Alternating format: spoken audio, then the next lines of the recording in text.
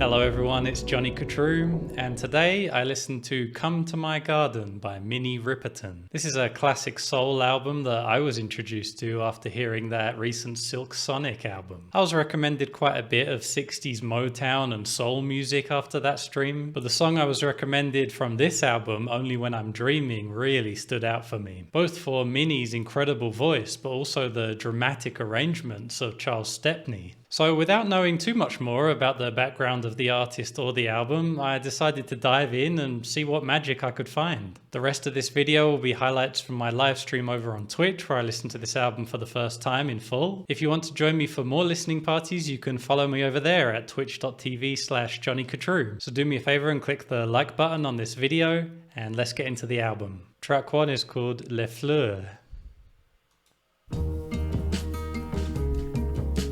Will somebody wear me to the fair? Wow, this is so much more epic than I was expecting.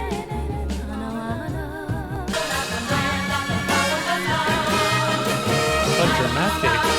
Well, I'm already very surprised, I have to say. From the song I'd already heard and from the cover art, I was expecting something more down to earth, but still, lush and beautiful. Soulful, of course. And it was all those things, and yet that particular song was so spacey, so epic. It was also surprisingly psychedelic. Something about it, including the arrangements, that reminds me of like Sgt. Pepper era Beatles, just with a very different vocal style on top of it. And her voice is angelic. I'm quite shocked at how much there was to take in there. I was kind of expecting something more easy to digest. I mean, it was easy to enjoy. There was so much to enjoy in it. Don't get me wrong. But yeah, it was pretty layered. And yeah, exciting and good fun. Where's it going to go next? Track 2 is called Completeness.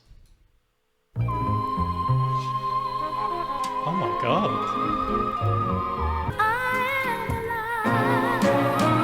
God. Complicated chord changes. Cherish me, my love.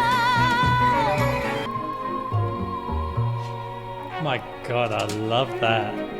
That was stunning. I like that one even more. I love the contrast between the extremely spacey part and the more groovy verses. There's something in the production that sounds very 60s still. This came out in 1970, and I do find that quite often albums of 1970, 71 even still sound like the 60s. But it does have the ambition of a 70s record. But yeah, that orchestrated part with Minnie, I think, singing those really high notes. So spacey, so beautiful. It reminded me of something I might hear sampled on a 90s trip-hop album. And of course, like I said, I was reminded of that Goldfrapp album, Felt Mountain. There was something in the grandiosity, especially I was thinking towards the end there as well, that reminds me of that latest 𝐿𝐼𝐻𝐸𝐴𝐻 record. I wonder if she was actually influenced by some of the albums from this era. Or this album in particular, I don't know. I don't know how common this sound is. I haven't heard anything quite like this before, only hinted at in later records. But yeah, beautiful stuff. Track 3 is the title track. It's called Come to My Garden.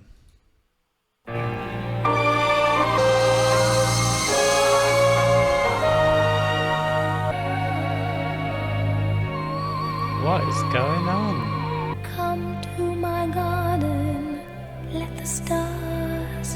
Incredibly beautiful. Ooh. Cinematic, isn't it? Right here. Wow. I love how she was doing that more rhythmic kind of vocal style at the end there.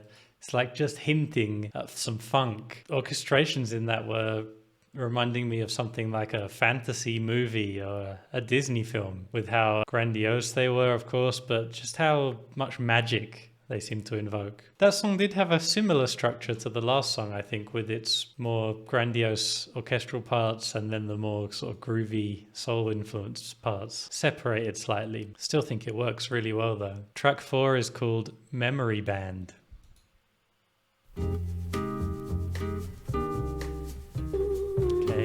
Going jazzy now. Squeaks of the past sail sideways to beyond time. That's a kind of Latin groove, isn't it, on the drums?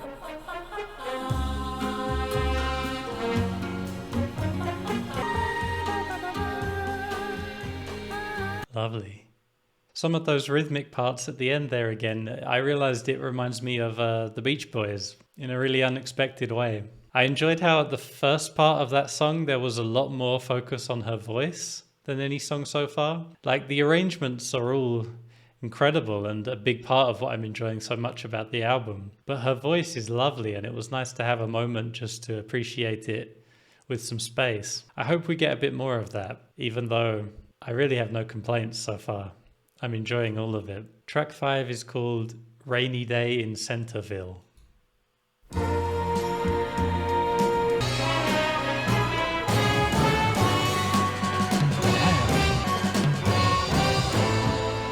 This chord change is just incredible. So dramatic. Ooh.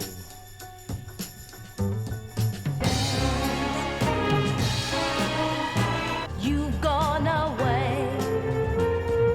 Love the drumming.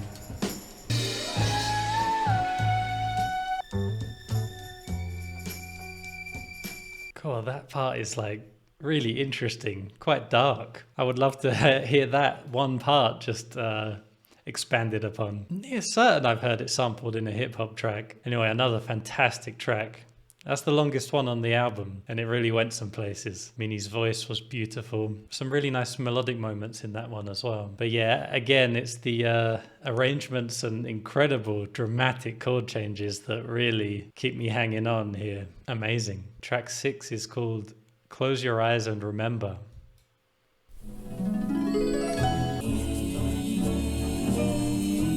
Her voice sounds incredible in those low notes as it does in the high notes. Swiftly through the mountains. Another beautiful track. And that one had a particularly emotional chorus for me. I really liked that. But yeah, just so much magic throughout again, and those high notes, kind of like what Mariah Carey would do a lot later, right? But I prefer the context here. I'm loving this. This is a beautiful, beautiful album. Track 7 is called Oh, By the Way. For not to tell, but to know is wrong. You don't have all to yourself too long. Only in the time it takes to tease you. Oh, by the way. Oh, by the way. Another fascinating combination in that one of the otherworldly and the down to earth. I felt that we got a little bit more of Minnie's personality in that one. That sounded great. It was really enjoyable. It still ended up blasting into outer space. And especially with those parts where Minnie would start really low and then bend her voice upwards. Sounds just like a theremin, but it's her voice. She's able to use her voice like an instrument, you know, like she can just make it do exactly what she wants, and she makes it create magic. Track 8 is called Expecting.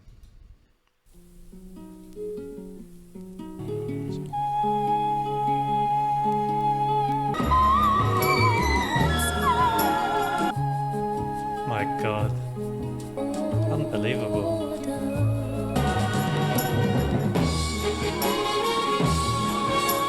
There were some parts in there where I couldn't tell if I was hearing a violin or Minnie's voice. They both sound so incredible. That song was pure magic for me. The acoustic guitar riff immediately worked for me. It just sounded fantastic. Track 9 is called Only When I'm Dreaming, and this is the one that Al recommended to me in the 𝐒𝐿𝐴 stream.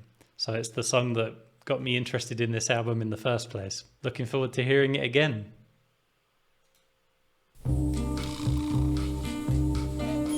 No refrain. Oh, only when I'm dreaming is the only empty.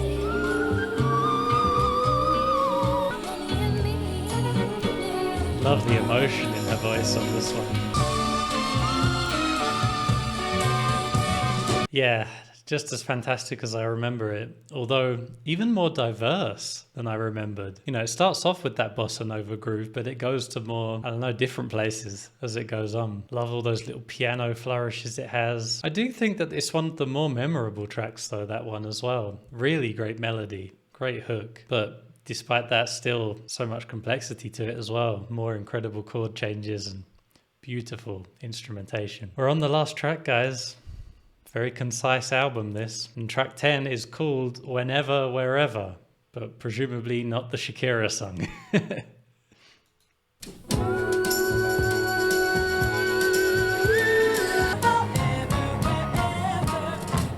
My God. Holy shit, are we listening to Gentle Giant?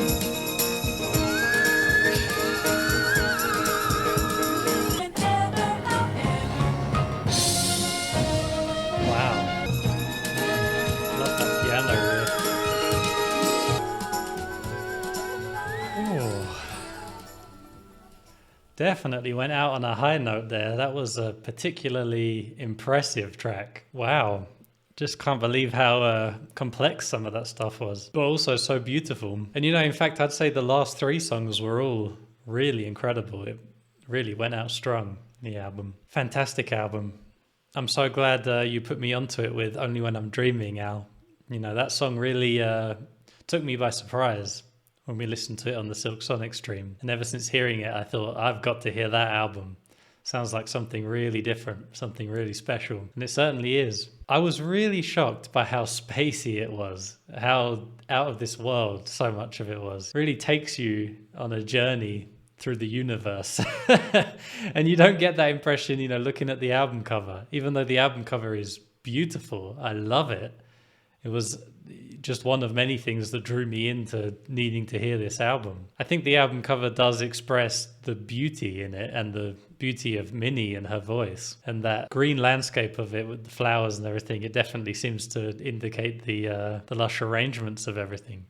But yeah, what I didn't expect was that kind of psychedelic spaciness of it. And I loved that. It was really like music from a dream world in a lot of it. So combine that aspect with the incredible writing and Minnie's fantastic voice. It was magical recipe. I think that across the 37 minutes, it did do a lot of impressive things, and I was blown away many times. But the album still felt very complete and like everything belonged, but maybe slightly to a fault. It was very consistent to a point where there weren't many songs that really like stood out like, whoa, that's different, because they all kind of had the same ideas in the arrangements to an extent. But I don't know, I think that for the most part that worked in its favor. It just made the album feel very, as I say, complete. But yeah, just it had its sound, and each song contributed to that same sound in some way. I think for me, the only thing that maybe lets the album down a bit is the arrangements are so huge and do so much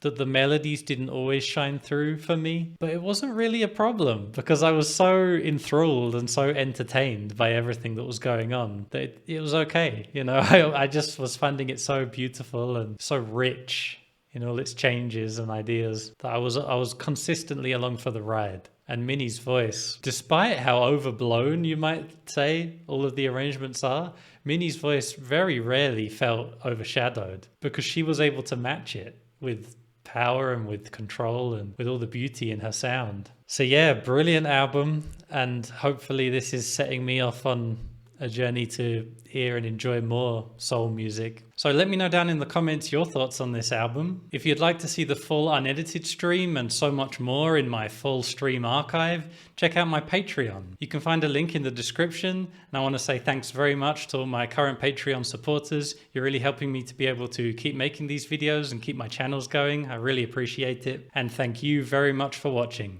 Until next time, take it easy.